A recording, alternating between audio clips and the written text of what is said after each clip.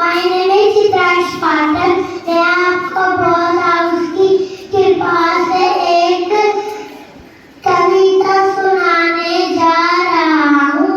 उसका नाम है मेरी नैया। आओ भैया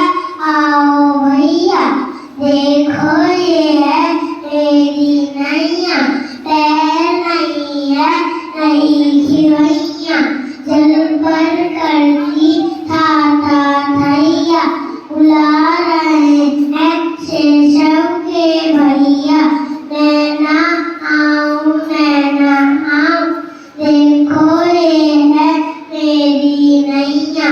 देखो ये है मेरी नैया।